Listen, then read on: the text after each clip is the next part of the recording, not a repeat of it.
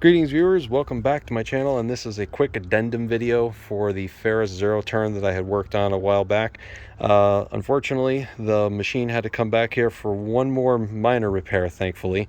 It turns out that the intake manifold seals that go to each of the cylinder heads, this one, I believe this is cylinder 1, had developed a leak where the gentleman had started seeing puffs of smoke coming out the bottom here. It turns out it was the gasoline igniting on the hot metal here, and when I took out the O-rings, they were in pretty rough shape. As a matter of fact, they just fell on the ground, but we shall show you basically what happened to them.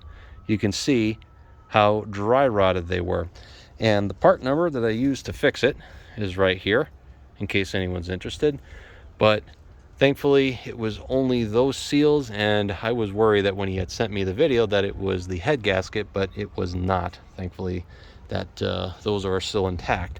And the only other thing that I do need to do, and I don't know how well you can see it, it's the anti-backfire solenoid there.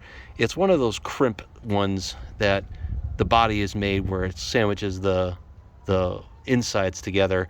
It's starting to leak a little bit of fuel very slowly, and put an order in for a new one of those. And all that you need to do to basically replace those is unscrew them from the bowl of the carburetor, unplug the wire, put the new one in reverse order, and you're good to go. I've seen them fail on more than one occasion. Other than that, that machine should be ready to go, and we can start this up. And this is at 726 hours.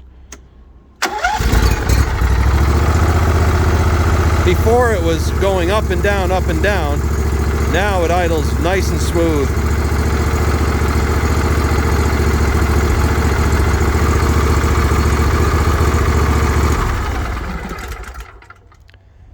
Hope this video has been beneficial. Thanks for watching. See you guys on the next video.